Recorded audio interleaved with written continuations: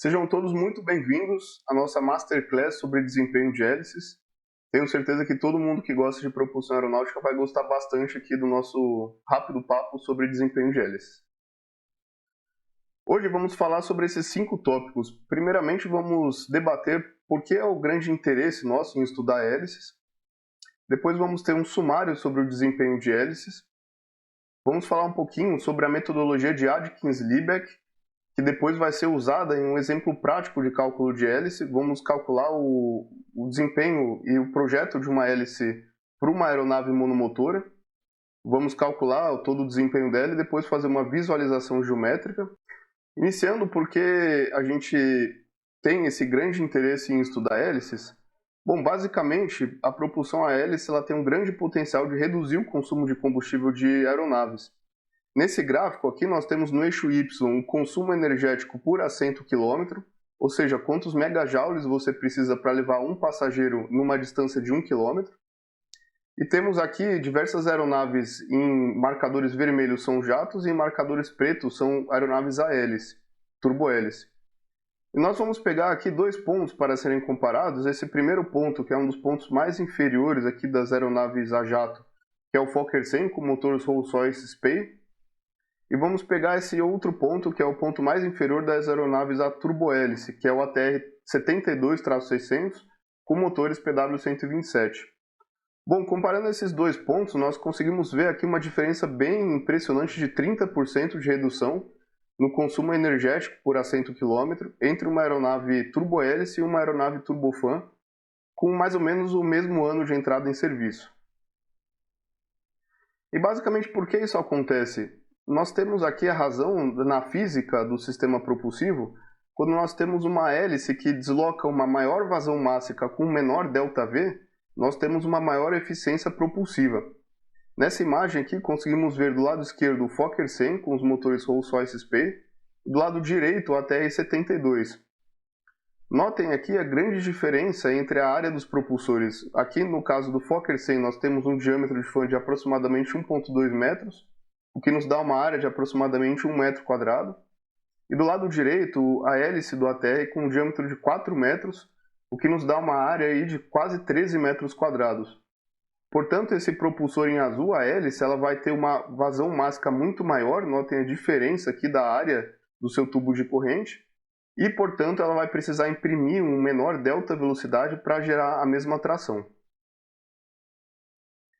E atualmente existe um grande questionamento até em que ponto nós conseguimos usar hélices ou propulsão sem dutos.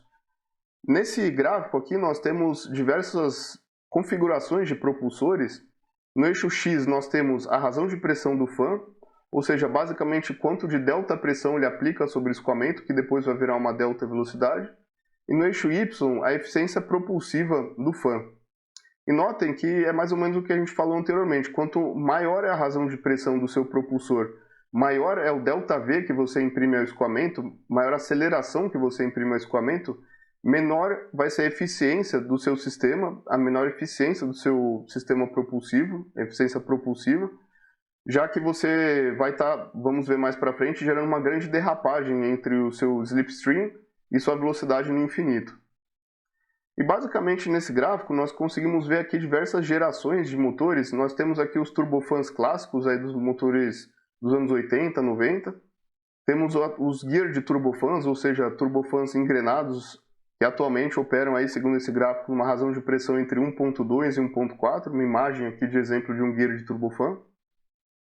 E nós tivemos recentemente a CFM publicando o conceito do motor Rise, que seria um open rotor, que trabalharia aí com uma razão de pressão ainda menor e poderia ter uma eficiência propulsiva ainda maior quando comparado aos gears de turbofans.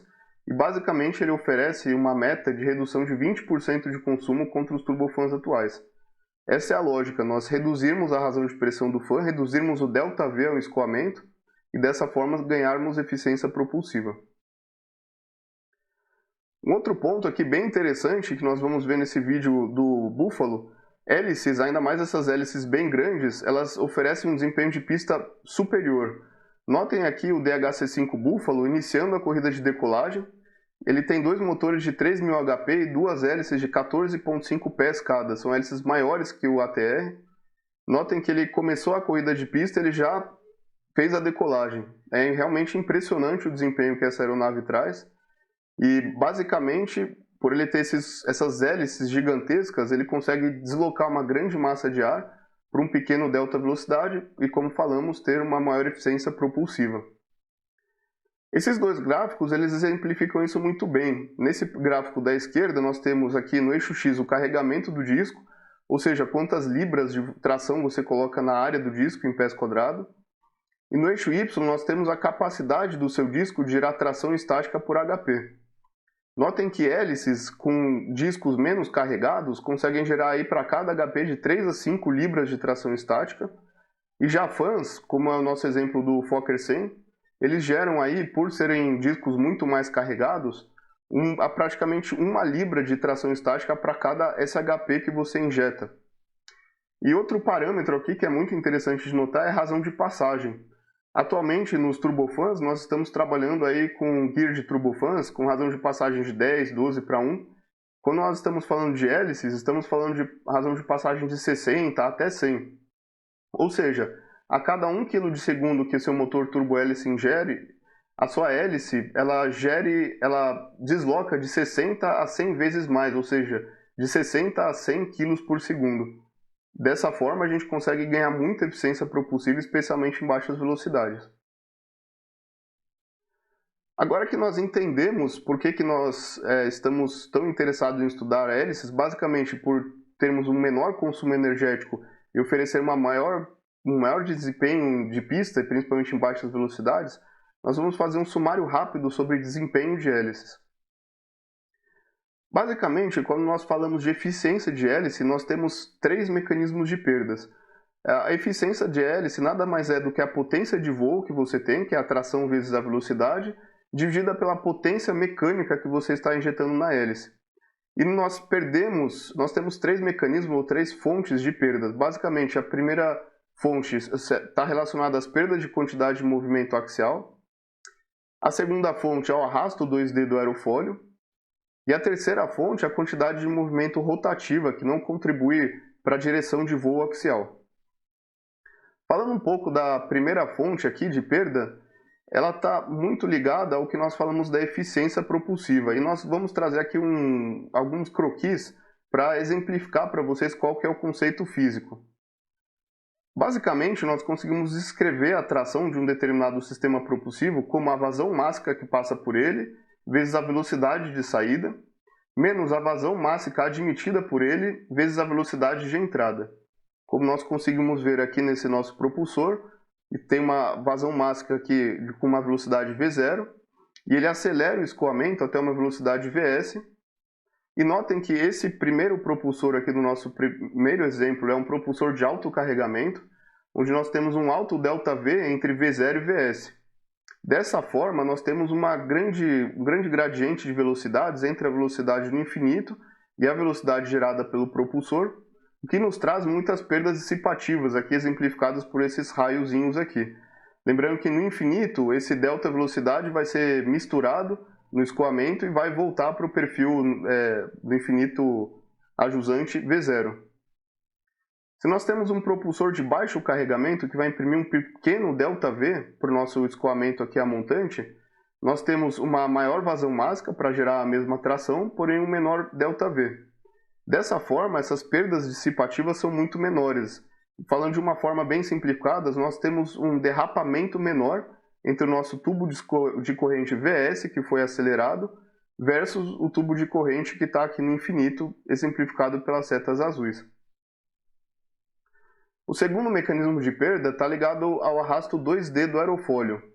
E basicamente nós temos duas fontes de arrasto 2D, o bidimensional, dos aerofólios que vão compor a pá. O primeiro grupo aqui está relacionado ao arrasto de natureza viscosa. Nós temos aqui a curva CL-alfa do perfil, um perfil genérico, uma região linear aqui, que é a região CL-alfa linear, temos o stall do perfil e uma região não linear. E temos aqui tracejado o coeficiente de arrasto do perfil, ou CD. E basicamente nós discretizamos a cada estação de pá nossos aerofólios, nós conhecemos o desempenho de CL-alfa e CD-alfa ou CD-CL dos nossos aerofólios, e nós vamos ver depois que nós integramos essas forças de arrasto aqui para obter o desempenho completo da pá. É importante ressaltar que esse desempenho aqui ele é bastante sensível com os números de Mach e Reynolds, e nós vamos ver durante o curso de projeto conceitual de hélices que normalmente se nós temos um Reynolds abaixo de 500.000, nós costumamos perder muito desempenho. E existe uma segunda fonte de arrasto bidimensional que nós denominamos arrasto de onda. Normalmente quando nós estamos perto aqui de números de Mach de 0.7, 0.8, nós temos uma região supersônica no nosso perfil, e para devolver esse escoamento para o regime subsônico, nós precisamos ter uma onda de choque normal, e dependendo da intensidade dessa onda de choque, nós podemos ter separação do escoamento. Portanto, é muito comum nós vermos essas curvas que nós chamamos de drag rise, nós vemos aqui o CD, o coeficiente de arrasto, em função do número de Mach constante, e depois, num número de Mach crítico, um comportamento exponencial, onde nós temos aqui uma onda forte e uma separação bem consistente, bem importante no nosso perfil. Então, quando nós voamos em uma maior velocidade de voo, nós precisamos ter um cuidado especial com esse tipo de arrasto, especialmente na ponta da pá, onde nossa velocidade total é maior. O terceiro mecanismo de perda está relacionado à quantidade de movimento rotativa, ou seja, não axial, que nós estamos imprimindo ao escoamento e não está nos ajudando a voar no sentido axial. Basicamente, existem duas fontes aqui de perda de quantidade de movimento tangencial. O primeiro deles é o thrill, ou seja, toda a rotação que a hélice imprime ao escoamento, e nada mais é do que a reação do escoamento ao torque imposto pela hélice, ou seja, a terceira lei de Newton. E como nós já falamos, é uma energia perdida porque é uma quantidade de movimento que é perpendicular à direção de voo, ou seja, quando nós dividimos aqui nosso vetor de velocidade em uma velocidade VT tangencial e uma VA axial, somente a VA que nos vai propelir para frente, a VT é a energia perdida. E normalmente nós definimos o φ, o ângulo de thrill, como um arco tangente entre VT e VA. E nós queremos fazer nosso projeto de hélice de forma que o φ seja o menor possível, ou seja, a relação VA sobre VT seja maximizada. E na ponta da pá, como na ponta de uma asa, nós temos uma descontinuidade nos campos de pressão do intradorso e do extradorso. Nessa imagem aqui fica bem claro, aqui no intradorso da asa nós temos uma região de alta pressão e no extradorso uma região de baixa pressão. Dessa forma, por nós termos essa descontinuidade na ponta, nós geramos um campo rotativo, que pode ser visto também nessas duas imagens, que são os famosos aí vórtices de ponta. Lógico que a gente precisa tomar cuidado com a questão do vórtice de ponta, porque a gente consegue ver aqui na imagem que esse efeito ele se propaga por toda a envergadura da asa. E na hélice isso também acontece. Nessa visualização aqui de ensaio em túnel da hélice, nós vemos aqui essa região vermelha aqui bem na ponta, são os vórtices de ponta gerados pela nossa hélice, que também não contribuem com a geração de tração no sentido axial, que é o que nós queremos para propelir nossa aeronave. Vamos fazer agora um resumo histórico bem breve do desempenho dos pioneiros do desempenho de hélices. Basicamente, a teoria de hélices ela é do início do século passado. Nós tivemos as primeiras formulações das teorias de elemento de pá por Joukowski e Drzewick, e depois esses elementos de pá eles foram aprimorados por Prout, Glauert e Betts. O Betts ele desenvolveu a condição de Betts, ou seja, a condição de minimização de perdas induzidas da pá, que é a condição de torção e de distribuição de cordas que minimiza todos aqueles mecanismos de perdas que nós vimos anteriormente. E também temos Goldstein, que desenvolveu uma solução exata para a teoria de elemento de pá, não necessitando do fator de ponta de Prout, que é uma aproximação. E contribuições mais recentes, nós temos aí Theodorsen, que até ficou aqui trabalhando no ITA nos anos 50, e um paper muito interessante da McDonald, do Robert Liebeck e do Charles Edkins, que nós vamos usar agora para derivar o cálculo do ponto de projeto de uma aeronave monomotora. Basicamente, o Liebeck e o Adkins, eles pegaram toda essa teoria desenvolvida aí no início do século passado, fizeram melhorias nelas e publicaram num paper da IAA uma metodologia bem condensada que a gente implementa e usa, é bem comum os métodos modernos usarem esse paper do Liebeck e do Adkins. Antes da gente entrar na sequência de projeto que eles propuseram, é importante a gente ressaltar aqui que existem dois modos diferentes de cálculo de hélice.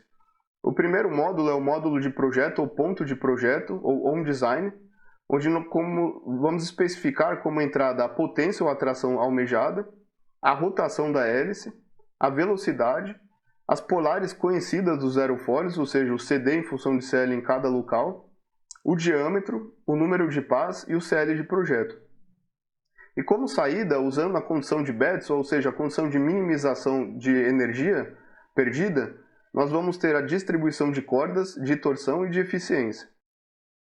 E existe o módulo de análise, que é o módulo of design, que é o seguinte: dada uma geometria, nós vamos escolher a rotação, a velocidade, vamos imputar as polares também, a geometria que determinamos no passo 1, e vamos ter como saída a potência e a tração dessa hélice que nós definimos no modo ponto de projeto em uma condição de operação diferente.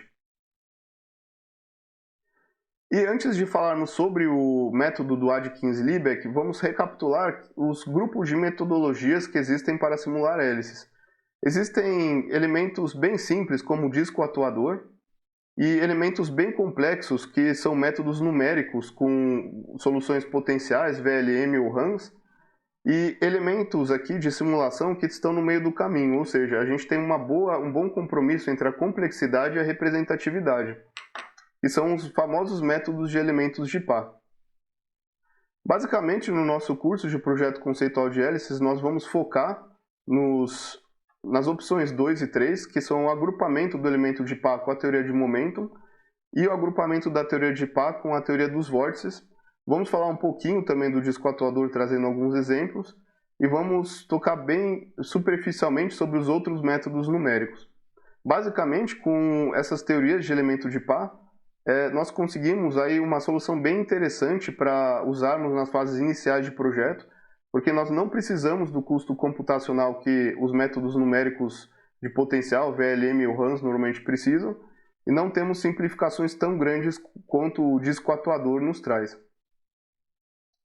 E essa tabela, então, ela correlaciona todos aqueles mecanismos de perdas que nós acabamos de ver com algumas determinações ou denominações típicas de eficiência, e nós conseguimos ver aqui que o disco atuador ele consegue no máximo endereçar as perdas axiais e o thrill.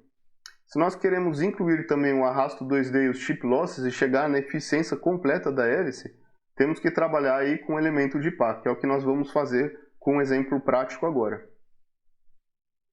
Falando brevemente sobre essa metodologia do Adkins-Liebeck, é uma teoria do elemento de par. Basicamente existem muitas teorias diferentes de elementos de par, então é importante ressaltar isso, são teorias de elemento de par, mas o conceito por trás delas é muito similar. Basicamente nós seccionamos nossa par em diversos elementos discretos, aqui está a minha par, vou seccionar ela em diversos elementos discretos. Esses elementos têm polares conhecidas, e para esses elementos que eu estou planificando aqui, eu vou conhecer a polar e a condição de operação dessa seção. Dessa forma, eu consigo computar as minhas forças de sustentação e de arrasto, depois transformar elas em forças de tração e um resultante aqui relacionado ao torque, e depois de analisar essas seções, eu integro isso ao longo da minha pá e obtenho o desempenho completo da minha hélice. Contudo, nós precisamos acoplar a teoria do elemento de par com alguma outra teoria para considerar a velocidade induzida pelo disco. O disco ele acelera localmente o escoamento, dessa forma a gente ou usa vórtices ou momentum para estimar essa aceleração local do escoamento. E precisamos também de alguma consideração para a condição de contorno. Se nós fizermos isso de uma forma infinita, numa pá infinita, nós não vamos ter aqui aquela descontinuidade de pressão na ponta. E para isso, ou nós usamos o fator de Prout ou a solução exata de Goldstein. Basicamente, a metodologia do Adkins e do Liebeck, eles seguem essa ordem aqui. Nós partimos das equações da teoria de momentum para estimar aceleração local do escoamento. Nós empregamos equações de circulação com algumas analogias da teoria de vórtex para calcular as forças locais nos aerofólios. Nós vamos utilizar a condição de Betz ou a condição de minimização de perdas energéticas para, acoplado com equações de restrições, onde a gente vai ter aí a integração das forças e torques ao longo da nossa pá, chegar finalmente na geometria da pá, distribuição de cordas e de torções.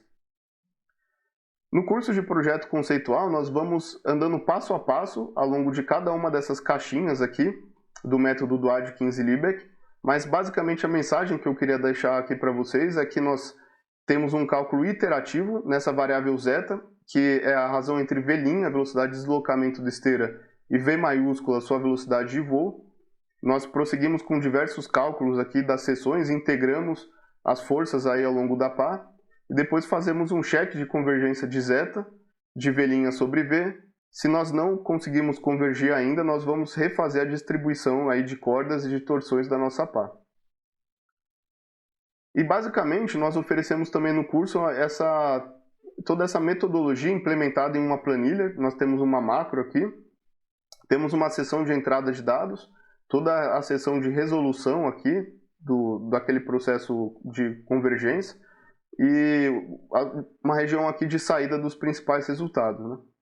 A planilha ela já vem com uma polar básica aqui implementada, um aerofólio bem comum aqui, só para fins educativos, o NACA 4415, mas podem ser implementados facilmente aí outros aerofólios. E agora, só para dar um sabor para vocês do que a gente consegue fazer com essa metodologia, nós vamos fazer um exemplo prático. Nossa missão aqui é fazer o projeto de uma hélice para uma aeronave turbohélice executiva monomotora, com as seguintes especificações. Nós temos 1000 HP disponível no eixo do motor, no nível do mar, na condição de máxima subida, um diâmetro máximo da hélice de 3 metros, nós vamos ter uma velocidade de ponta máxima da hélice, ou tip speed, de 235 metros por segundo, aproximadamente Mach 0.7, que é uma limitação de ruído. E com esse limite de tip speed, nós podemos calcular o RPM da nossa hélice aqui, aproximadamente 1.500 RPM. E a velocidade da nossa aeronave no ponto de projeto é de 170 nós calibrados, o que no nível do mar, no início da subida, nos dá aí aproximadamente 87 metros por segundo, ou 197 milhas por hora. E nós vamos comparar o desempenho de uma hélice com B igual a 5 pás e uma outra hélice com B igual a 3 pás. Nocionalmente, estamos falando de uma aeronave aqui do tamanho do PC-12. Vamos fazer aqui a entrada de dados da planilha. É uma seção bem simples, nós entramos aqui com a potência, o número de pás, a altura do cubo da hélice, o diâmetro, o CL de projeto, o RPM, a velocidade de voo e a densidade do ar, todos os dados fornecidos aqui pela nossa especificação. E nós vamos manter todos os parâmetros constantes, com exceção do número de pás. Vamos trocar aqui só de 5 para 3. E vamos rodar a macro aqui, projetando a pá para minimização de perdas induzidas. E os resultados que nós temos são os seguintes. Com a hélice de 5 pás, temos todos esses adimensionais e essa tração. E com a hélice de 3 pás, esse outro conjunto de resultados. Nós conseguimos ver que basicamente a hélice de 3 pás teve uma redução de 1,2% na tração líquida. E o fator de atividade por pá aumentou quando nós fomos para a hélice de 3 pás. E o que seria o fator de atividade? Basicamente, a integral da distribuição de cordas ao longo do raio. Nesse gráfico aqui, nós temos no eixo X o raio local e no eixo Y a corda local. Nós vemos que para a mesma potência, a hélice ótima de 5 pás, que é aqui essa distribuição em laranja, tem uma corda máxima aqui de 20 centímetros. E quando nós vamos para 3 pás, essa hélice ótima atinge um pico aqui de aproximadamente 33 centímetros. Ou seja, temos cordas mais largas na hélice de 3 pás. E a distribuição de torção das duas é a mesma. Nós partimos aqui da base da pá com em torno de 60, 70 graus de torção local. E na ponta da pá chegamos aí a aproximadamente 20 graus. Bom, agora que nós temos a distribuição de cordas e de torção, nós conseguimos usar um software que é o OpenVSP. Tem aqui o link, é um software aberto. E vamos usar ele para ver a nossa geometria de hélice, vamos plotar isso. Basicamente o OpenVSP ele já tem uma parametrização aqui própria para hélices, então nós vamos clicar aqui em Prop e em Add. Dentro de hélice, nós vamos clicar em Cross Section aqui e definir um raio relativo do cubo de 0,15. E vamos entrar aqui dentro de Design com o nosso diâmetro de 3 metros, o nosso número de pás de 5 e o nosso ângulo de torção em 75% do raio, que é de 29 graus. Depois nós vamos entrar aqui no passo 4 e 5 com a distribuição de cordas e a distribuição de ângulo beta de torção, que são saídas da nossa planilha. Basicamente estamos fazendo um transporte aqui dessas informações para o OpenVSP e obtemos a visualização das nossas duas hélices. Em azul, nós temos a hélice aqui de 5 pás, B igual a 5, com fator de atividade por pá de 70. Notem aqui cordas muito mais estreitas. E em laranja aqui, em marrom, nós temos a hélice de 3 pás com fator de atividade muito maior, 114. Nós conseguimos ver bem nesse exemplo a diferença da distribuição de cordas entre as hélices.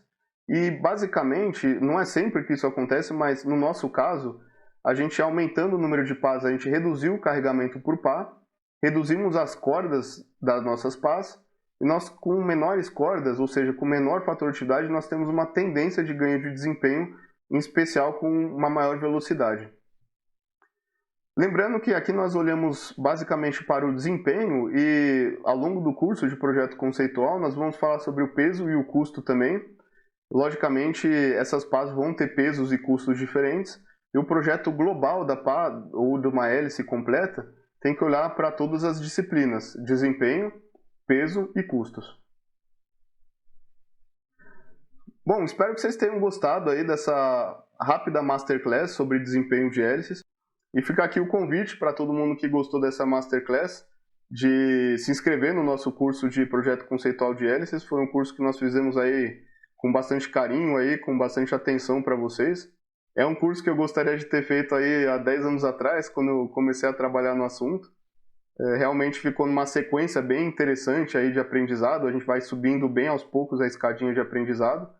E tenho certeza aí que todo mundo que tem interesse em propulsão aeronáutica, desempenho de aeronaves, hélices, vai gostar bastante. Obrigado aí todo mundo pelo interesse, espero que vocês tenham gostado da Masterclass e vejo vocês no curso aí. Tchau, tchau!